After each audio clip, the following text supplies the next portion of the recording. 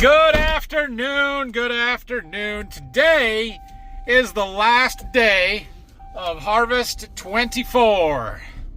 We've got about 7 or 8 acres to go. It is mostly my variety test plot here at Berkey. So I just got down here. It's about 2 o'clock. Had church and then a church council meeting today. So a little bit of a late start. But we got 7 acres. Ain't no big deal, right? So Phil's taking a truck over to the field. I'm going to pick him up and take him over to get the grain cart moved. And then we'll get the combine and get to it. Sales rep Tony is actually here, which is, I told him he did not have to come on a Sunday to do this, but he's like, no, it's no problem. Okay. All right. I appreciate the help. So anyway, let's get going. Last day.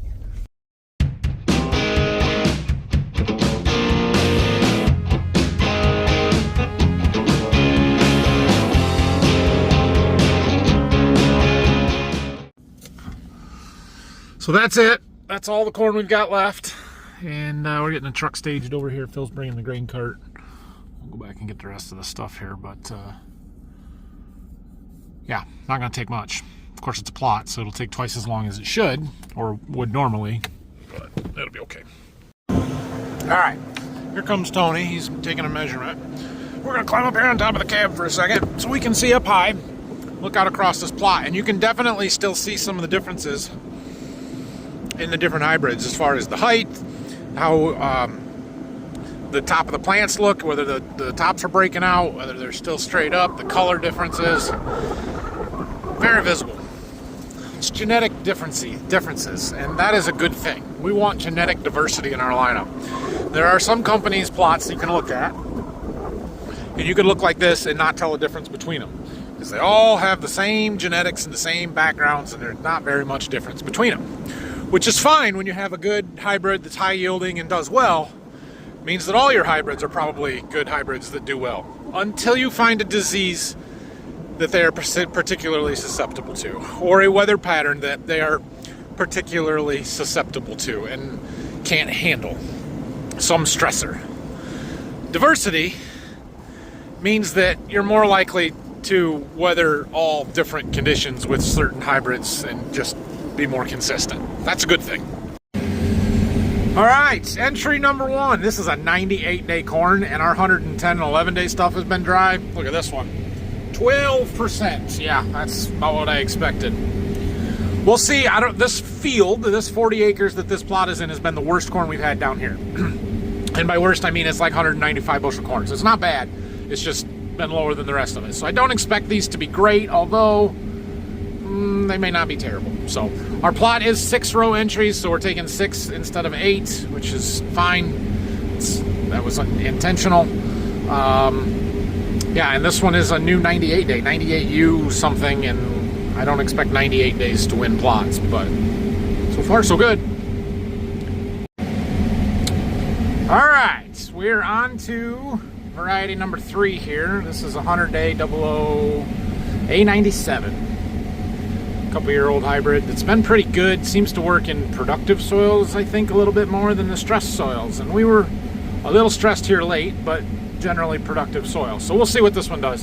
One other thing to note about this plot, this one is much longer than the plot that I do back at Waldron or around the seed warehouse there. We've got a lot more length, which is good because it gives us more area to average them over, right? They're a bigger sample size on each individual hybrid and across a little more soil type variation maybe, although there's not that much here, but generally the longer the plot, the better the results in my opinion. The next 2 here, the one we're doing now and the one next to it, are going to be really interesting. They're both 103-day varieties.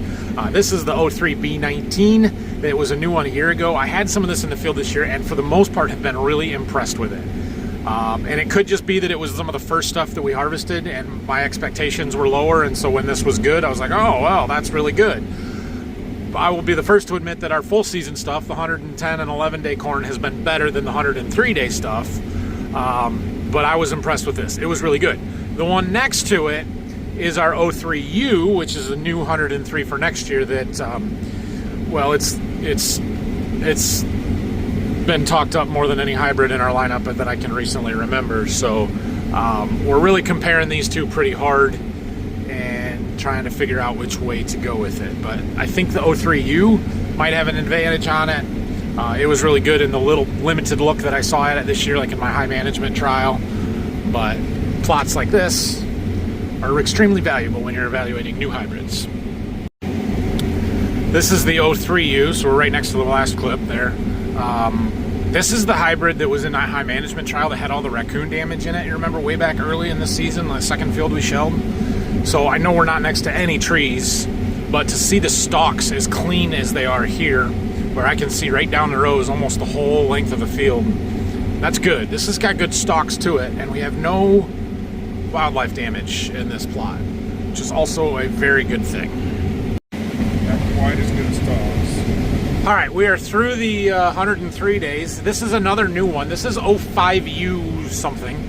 And this one here has been kind of sold to us under the idea that it might not have the top end yield punch that the 03U that was next to it does. It's not for that super high yield environment. It's more for the 180 to 220 bushel yield environment. But this one has the density and test weight of lead. It is just a super high grain quality corn that I think has a fit for us, because honestly, I know we've had pretty good yields this year, but we are not in a 250 bushel corn environment most of the time. Like 180 to 200 to 220 catches 90+% of our acres, and this hybrid's got a pretty good fit for us, I think. But we'll see what it does here. And yeah, stalks are decent. We got some tops broken out. They're not quite as good as that 103 day was, but this is also the last field of corn that we're harvesting. Like, this stuff has stood as long as we're going to let anything stand. So at 105 day, that's rarely going to be the case. That's usually something that's going to get harvested quite a bit earlier. So I don't know. We'll see. It does have to yield though. All right, now we're getting into the what I consider the bread and butter of our lineup, and the stuff that I'm most comfortable with and plant the most of. So we have 3 different 110-day hybrids. They're all right next to each other here.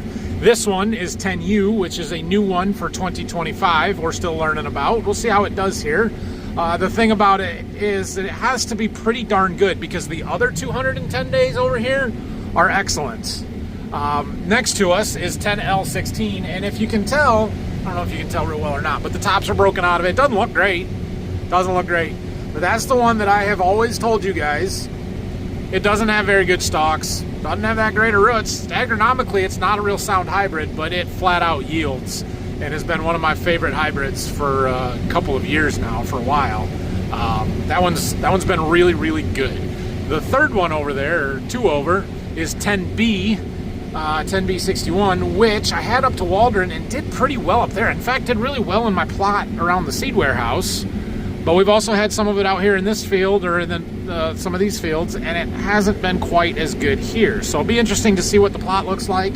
I think that one was affected by the late season drought a little more than some of the other full season hybrids we've got here. That's what we do plots.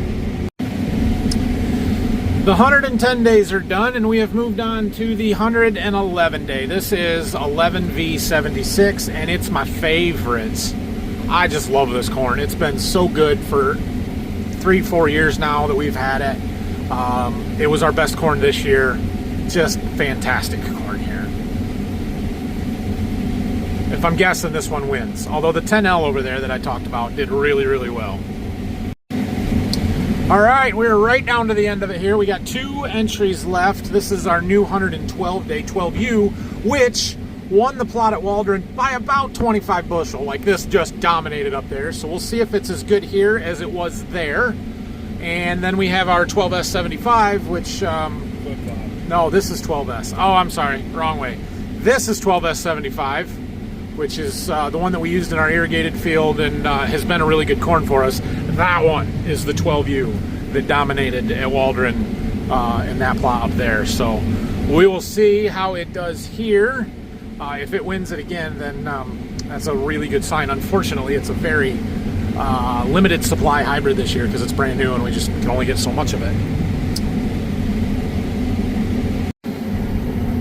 Okay, we just finished that pass at 12S75. Do you guys remember when we were starting this plot how I talked about genetic diversity and how all our hybrids look different because the genetics are all different and it's not the same hybrid in different maturity over and over again. And that protects us when things go wrong, or when you have a certain stressor on different hybrids. It can cause, you know, if your whole lineup is the same or same type of genetics, if you get that wrong stressor or disease or whatever else, it can make your whole lineup bad.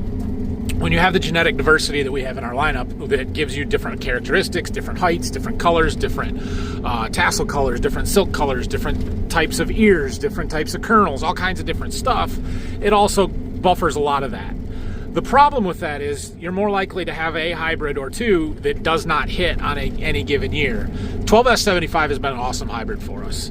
I use it in my irrigated stuff because it has the top yield potential. It's beautiful corn growing in the summer. Our agronomist calls it his landlord corn. That hybrid's weakness is late season drought stress.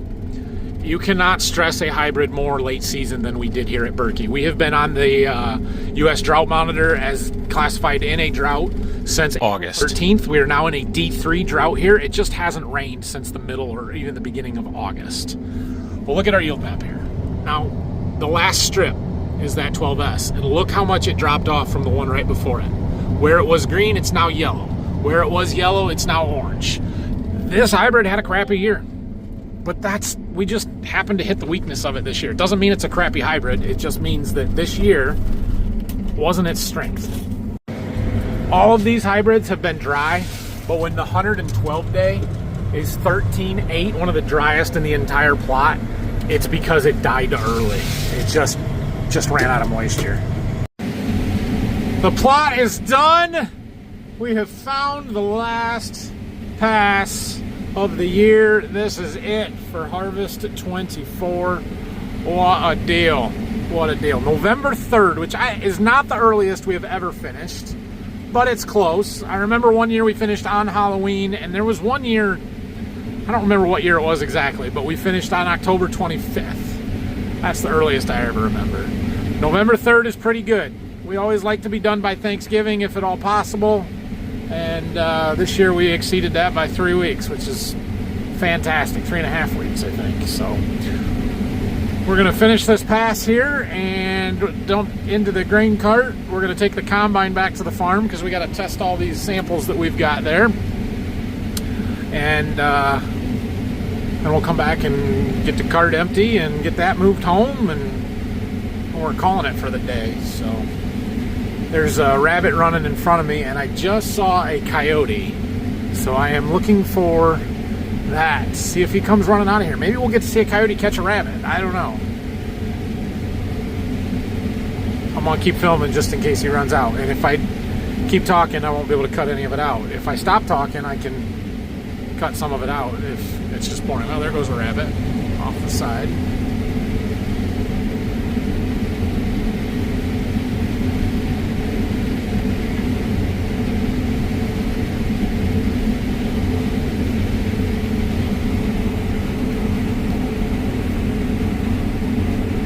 Oh, there he goes. There he goes. There he goes.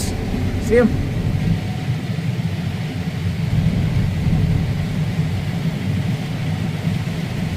Dusty.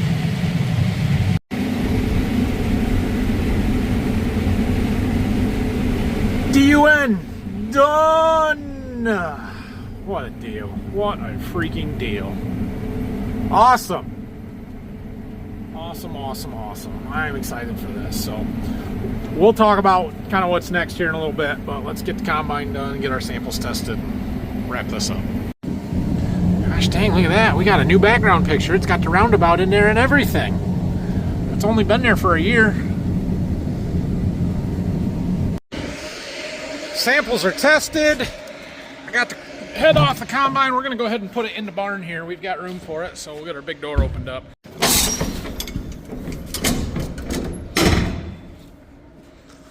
We got a big bifold door on this. Opens like that. We'll have to clean the snacks out of here at some point, but we're not going to worry about it right now. Get in the cart. Let's head out back to the farm here. Alright, well, we will talk about our intentions and plans for the next week or two here a little bit on my drive home. But we're going to leave this set right here for right now and go see if Phil needs anything, and then I'm going home for the night. All right, let's talk for a minute. So I just got the plot results back from Tony. 10L16 did in fact win that plot at 206, so not a super high yielding plot. But that's good because my other one was a super high yielding plot. It's not good, but the other one was a super high yielding plot, and this one was more of a normal or lower yielding plot, and it gives you a better comparison of how these hybrids react in different situations, and that's really good. So the 10L16 won it. Trying to remember what was second. Oh, the 01U new 101 day was second at like 197, 196, something like that. So the low of the plot was that 12S, the one that doesn't handle the late season drought stress, at 166. So that was kind of the range, 166 to 206. Yeah. Those results will be available on my website within the next 2 or 3 days. Hopefully I'll get the actual finished show results back and can post that for you guys, but it might be a day or two before I get to it. So now harvest is over. So what does that mean for the YouTube channel and for me going forward here? Well, we still have a lot of tillage to do. So we're going to have a lot of that content yet. Dad did a really good job early in harvest keeping the ripper moving, specifically on the wheat stubble and some of the bean stubble that was going to corn next year where we spread chicken litter, but we still have a fair bit of that to do. In addition to that, we have every acre of corn stalks needs to get disked or run our Landall VT on it. The problem is we are so dry right now that the disc isn't going to do anything other than chop up the stalks, and then they're going to blow away, and we aren't going to do that. So we're basically sitting here waiting on some rain before we will do any tillage on our corn stalks or any disking on our corn stalks. I do think we can keep the ripper moving a little bit. The ground is hard, but as long as it's biting in and it's breaking it apart and it's doing its job, we'll keep it moving. We're going to wear through some points, but that's okay. We've got a new set of points, so it is what it is. As long as it's doing its job and biting in, we'll keep running that. So I don't know if we'll get into that tomorrow or not. Dad, maybe not. But we got to do that. In addition to all of that, I have a lot of fertilizer to spread yet. So we got a little bit of potash sitting in the spreader from the last stuff that we did. We need to get that empty and then switch to lime. All of the lime that I have to spread is delivered and can be done as soon as I get a chance to do it. So that's kind of my priority, and we might work on that tomorrow some. So those are the things we're going to see for field work wise. We also need to start cleaning some equipment up. My intention is to take the power washer to Berkey and wash the grain cart and the bean head and potentially a semi-trailer so that we can leave all of that stuff there. We're done with them. We have good barns there to store stuff in, and so that's kind of what I want to do is put those things in the barn there and store them for the winter. Our anhydrous applicator is still tucked in the corner of the barn down there, and I need that back to Waldron so that we can get it in the shop this winter and have it up there for the spring. So if we unhook the grain cart, I can pull that home with the 8RX and just kind of swap stuff there. So that's the plan. We also need to get the combine back, the corn head back, get those things in the shop when we have time to start working on them. For those of you that are new to the channel or relatively new and haven't been around through a winter season, I keep making videos almost daily all winter and showing you what's going on in our shop. And we do a fairly good job with our winter maintenance program. I don't always do the best job with in-season maintenance as far as keeping up with everything goes, but we do a really good job of going through things in the off season. So you'll see us put the combine in the shop. We're going to completely disassemble and rebuild our corn head. We're going to tear that combine apart as much as we can. You know, all the shields come off. We spend days cleaning and going through looking for anything that is worn or needs replaced or adjusted or anything like that. The goal is always to have the combine out of the shop by Christmas. Now we're 2 months almost from Christmas, so hopefully we could even be done a little before that, but we do have a lot of field work, so it might be 2 or 3 weeks before we really get to start working on it. So Christmas might still be what it is. And then we'll get the tractors through. We'll do the oil changes and clean them and do the maintenance and all of the stuff that needs to be done with them. And then eventually later in the winter, we'll get the planters out or whatever else equipment, the anhydrous bar, that kind of stuff that needs to come through the shop. So in addition to all of those things, I desperately need to spend some time selling seed. That is a major part of my business and something that I have not done at all yet. And I have a little bit of a different sales strategy this year, I guess I will say, or sales model. I talked about this a little bit back at the end of summer here, but essentially I'm selling under the GHX platform for Golden Harvest this year, and it's a different way to buy seed. It's a different way to sell seed. And I did it because I wanted to be a GHX customer on my farm side. I thought this is better for me. And if it's better for me as a customer, it's better for me to sell that way to my customers. But part of that program is the elimination of some of the early pay deadlines and different things. It's a different way to sell seed. And I'll try and talk about it as much as I can, but not right now. However, I will say this. If you are semi-local to me, you're in Northwest Ohio, you're in southern or southeastern Michigan, even northeast Indiana a little bit, and you have any interest in buying some Golden Harvest seed, and you want a different experience, you want to do it different than the way seed has always been sold or has been sold for the last 50 or 60 years, send me an email. Get a hold of me. Let me have a conversation with you. Whether you end up following through and buying anything from me or not, doesn't matter. But I can at least explain the process and how this works in this by the acre instead of by the bag. Let's do what's right agronomically instead of, trying to pinch pennies and stuff. Not saying that the seed's more expensive this way. I'm saying that we're going to do things right from an agronomic standpoint. And we're going to do it the way that people should be buying and wanting to buy seed. Instead of you having to commit in September, let's wait till after harvest and get our harvest results and not give up any discounts. That's what I've got.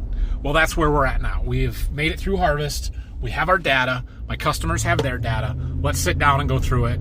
And in as much detail as the customer wants to do, let's put a plan together for 2025. Whether that's just an acre proposal for this is how many acres of your seed I think I want to plant, or if you want to go field by field and sit down and say, what's the best hybrid for this field? What's the right planting population? What's our yield goal? I can do it down to that level. And I'm looking forward to learning how all of this works. So, like I said, my email is in the description below this video. There's a link to my seed business website. You can find my seed business email on that. You can get a hold of me, and let's start a conversation. So, anyway, thanks for watching this one today. I think it's still short enough, even though this is an 8-minute long clip. We're going to go ahead and roll the seed business, or the corn plot tour video that I didn't have time to air before, and I filmed it before we did the corn plot at Waldron. Let's go ahead and roll all that into this video. It's probably going to be super long now, but we can talk through some of the hybrids and stuff. If you guys have questions, if you have any comments, please leave them down below. It's not the best place to carry on a dialogue about buying seed from me, so if you comment and say, hey, I'm interested in seed, I'm going to tell you to send me an email there. But still, leave me a comment. I read them all, and whether I address it in the comments or in a future video or something, I try and respond as best I can. So anyway, that was a long-winded way of saying thanks for watching this fall. I really, really appreciate you guys and coming back daily. The commitment that it takes to watch all these videos is not unnoticed by me. I don't keep up with the guys that post 2 times a week, and so you guys keeping up with me is impressive. But I do appreciate it. Had a great month, the month of October here. We posted a lot of videos, did really well, and things are good. So with that, here's the corn plot video. Make sure you have thumbs up this video and subscribe to the channel, and we will see you guys tomorrow morning. Good morning. So we are gonna do a plot video. I usually do these in August. Didn't do them this year because of some contractual issues with the seed company, who I can now say their name. We've kind of worked stuff out. I have the permission to actually say the name, Golden Harvest. So we're going to go through this plot here and just talk about some of these hybrids. We're getting ready to harvest it, so we'll we'll do that. But agronomist Wade and sales rep Tony should be here any minute. They may jump in on this video a little bit too, but we'll just kind of start down the line here and talk about some of the different corn hybrids that we've got in our Golden Harvest lineup. We go all the way from 97 to 112 day, and some of them I know a lot about, some of them I know nothing about, but let's get into it. 97B68. So this is a very early corn. So just on the nomenclature real quick, the 97 is the maturity. So this is a 97 day. You'll see that one there is an 00. That's a 100 day, and so on. B is basically a designation of what year it was launched. So this was brand new for the 2024 crop year. It would have been in plots last year. A was the year before. And then for some reason we jumped from B to U. So we have U series is new for 2025. 68 is just a differentiator between hybrids. Doesn't mean anything really. And then the letters down here tell me what traits are in it. So in this case, it's a Duracade Viptera. Also says it on the sign over here. Duracade is Golden Harvest rootworm trait, or part of the rootworm stack. There's actually 2 rootworm traits. There would be 2 corn borer traits. And this one happens to have Viptera as well, which is for Western bean cutworm, corn earworm, some of the broadleaf adoption pests. So that's the nomenclature stuff. Now, 97B68, 97-day corn. This one's very early, especially for our area. However, with all the warehousing stuff that I did and the joint field day that was done with the guy to the north that I sell for, we wanted to put this one in here so that his customers could get a look at it, because he sold quite a bit of it. It's been a really good hybrid up in Michigan, it sounds like. I think there's some promise to this. It just doesn't really fit my maturity zone real well. Now, 00A97, so this one's a couple of years old now, and depending on who you ask, people will either really, really like this hybrid or it doesn't quite fit for them. So I think it works better on better soils and more productive areas, but seems to have really good grain quality. I talked to a sales rep or a dealer over in north central Ohio, and he loves this hybrid, said it's having a phenomenal year. Beating the crap out of some of our major competitors in the same maturity, which is great. I have a customer just to the north here that really likes this hybrid. Again, it's early for me, so I haven't planted it. You can see here we've kind of got a long, slender ear, not super girthy, but length is must flex length pretty well. This one here is a really nice ear. Yeah, it's going to be pretty decent. I do know that somewhere out here, I don't know if it's in this hybrid or the next one or maybe the one after, we have a fair bit of raccoon damage. So some of these we are going to lose the data from, but it's all right. We can look at them at least. So these are the ears from when we did field days back in August. Still sitting there. We'll have to get all that stuff cleaned up. We'll pull signs out when we're done here and get this harvested. But all right, so now we move on to our first new one for 2025 crop year that we are selling now. 00U71. This is a 100-day corn, and we have 2 new ones on this real early side here. This one and then the 01U74 there. This is a Duracade for the guys that need the rootworm protection. Again, I don't know a lot about these because they're brand new, and also because they're on the very early side, but you can see the way overpopulation right here. Like, we got 1, 2, 3, 4, 5, 6 plants in about the space that you should have 2 plants. And look at the size of the ears that it threw. That's not bad for as overpopulated as. I know it's on the end, but pretty decent looking hybrid. Got some red streak in those kernels. Interesting. Let me break one apart. Depth. That's got really good kernel depth. Nice looking corn. It's going to be very dry. I can already tell this corn is very dry.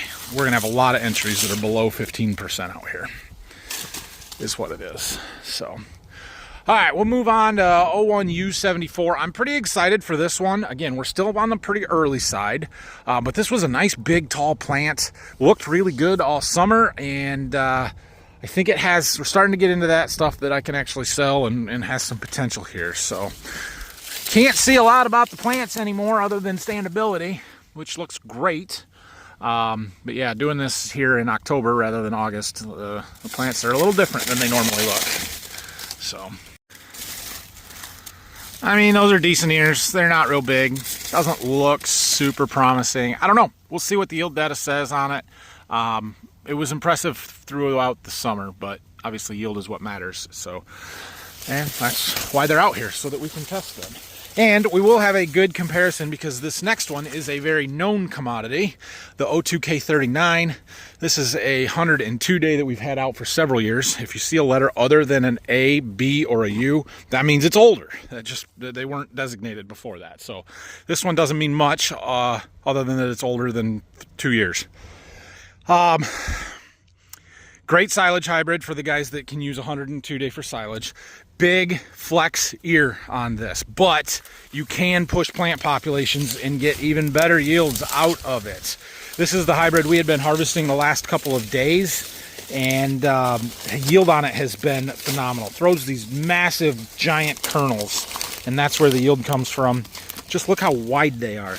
Their kernels can be as big as your thumbnail on this hybrid. Really impressive. Has been a great one for us. I sell a fair bit of this hybrid and really like it. All right, 03B19. Now, this one was a new one a year ago, and I was a little skeptical, to be honest, coming into the year with it. We planted a box of it, and I thought maybe I planted 2 boxes of it. I don't know.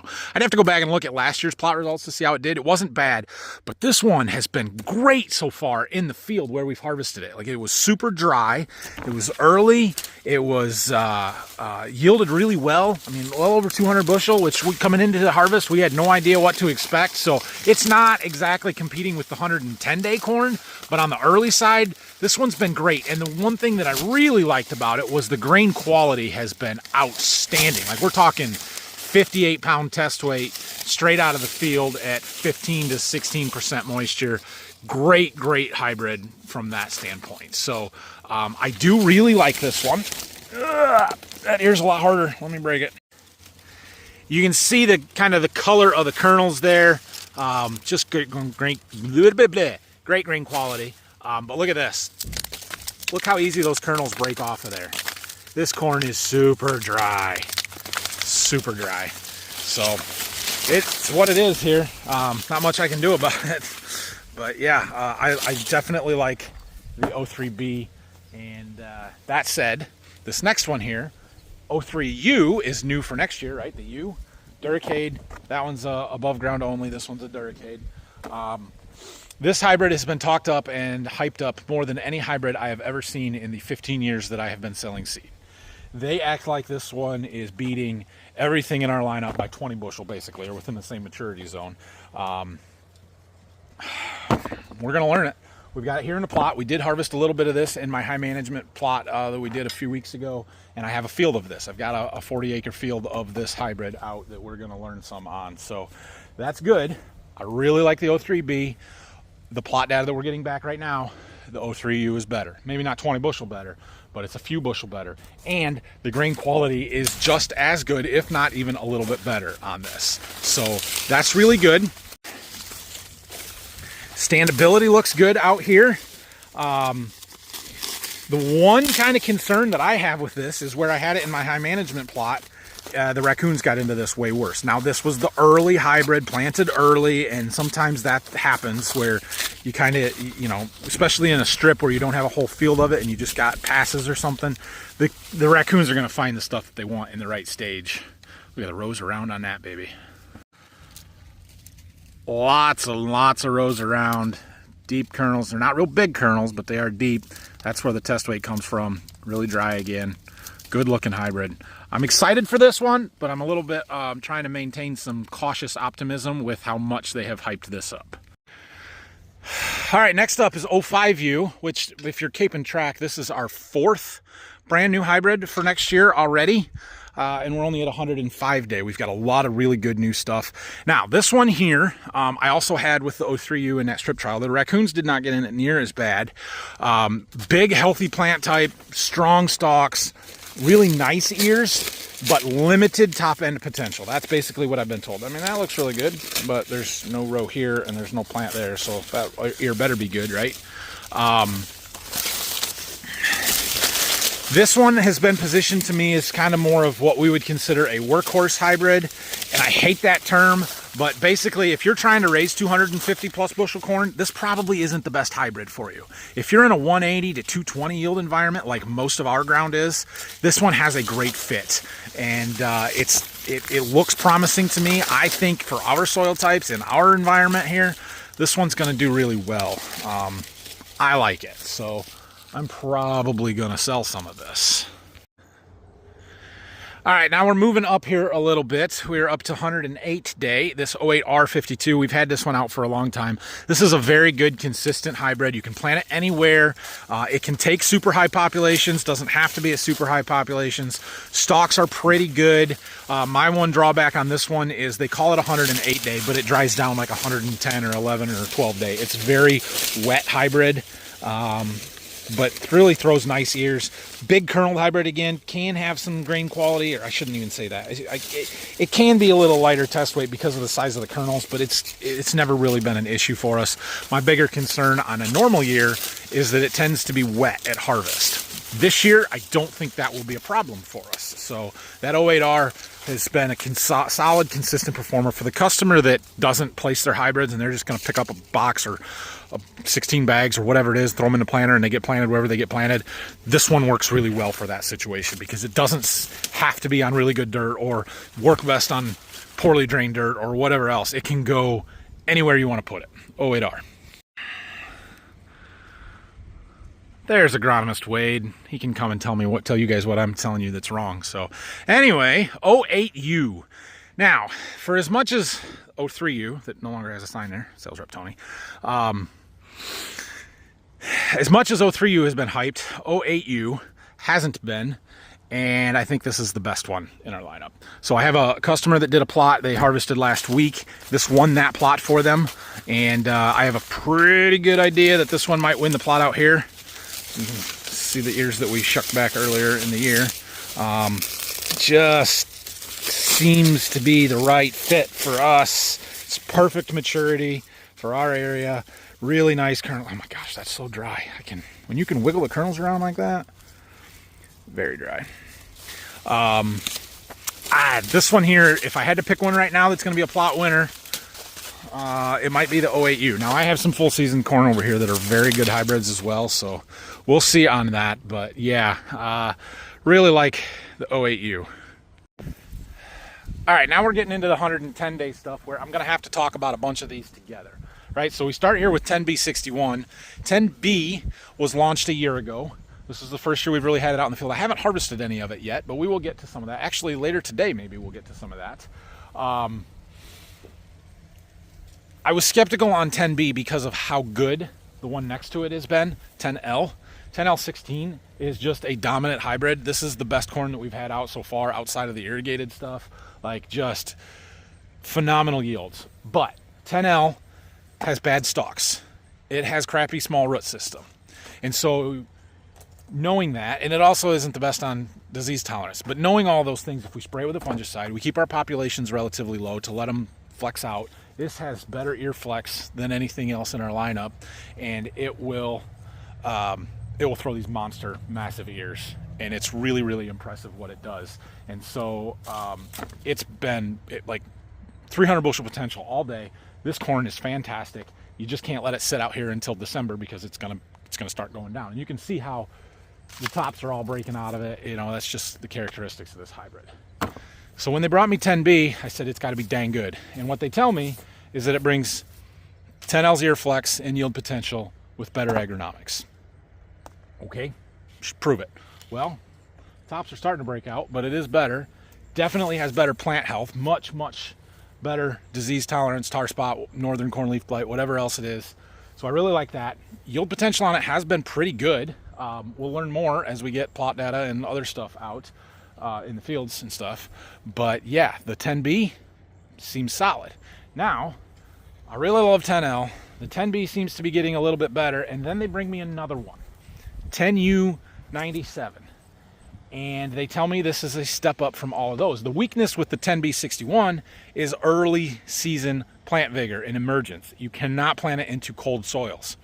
I plant a lot early into cold soils, so that has limited fit for me when I have to wait to plant it until into May or even into towards the end of our planting window. This one does not have that problem. And so if I can plant this one early, it's got some ear flex to it, it's got better plant health than 10L, and it maintains yield potential, there's a fit. But it's got to be dang good to beat this other one or two hybrids that we have got over here. So we'll see. We're going to learn more. Pretty ears on this one.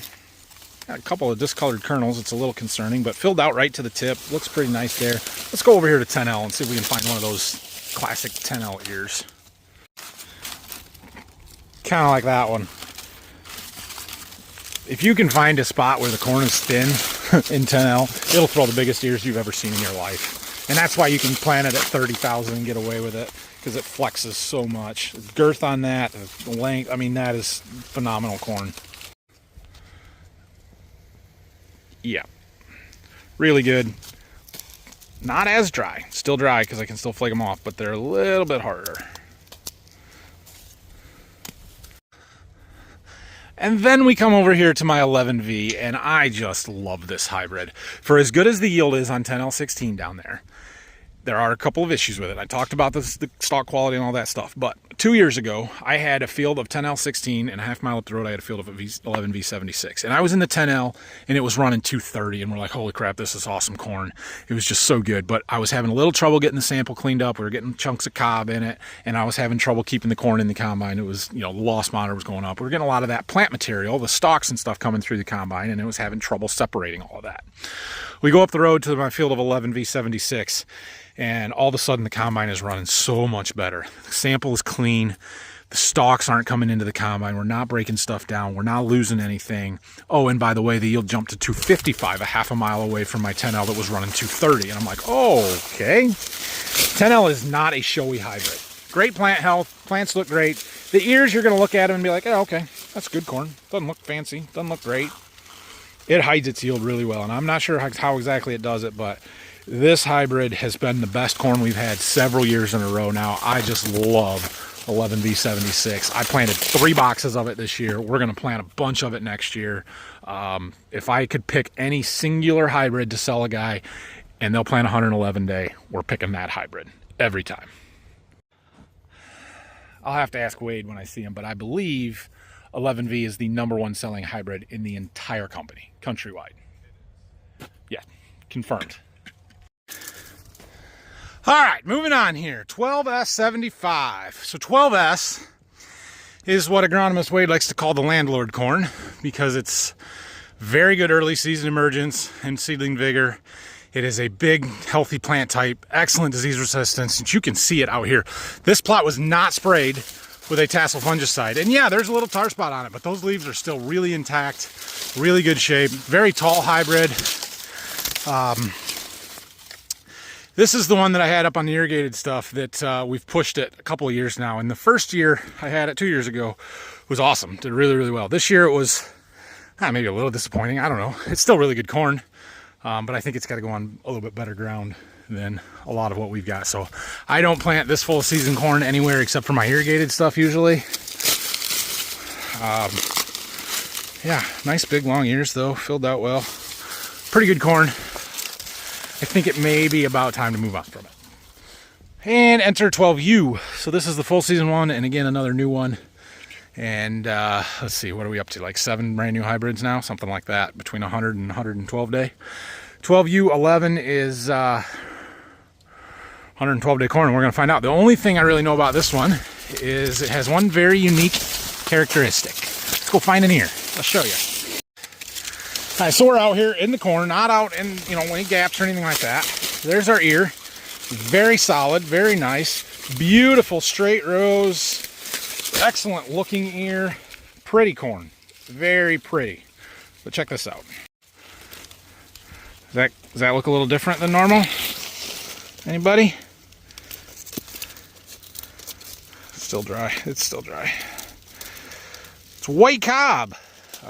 That's the unique thing about this one. So instead of it raining or snowing red dog, as we call it, it's gonna snow white dog, I guess, or snow. Cool. So that's the plot video. Where's Wade? He's here. We're gonna go talk to him. see if he has anything else to share. So outside of that, we have some seed treatment trials here. We have some seed population seeding rate trials, and then we have my starter rate trial stuff over on this side. So we're gonna do all of those. All right, well, that's a wrap on our plot tour video walkthrough. Let me know if you have any questions or comments, and you know, go back and watch the video from today when we actually harvested it, and you can learn how they all did. And I'm sure the results are on my seed business website, xlseeds.com, product results or something like that, plot results, so you can find that stuff there. Anyway, we're gonna wrap this one up because I gotta go harvest a plot.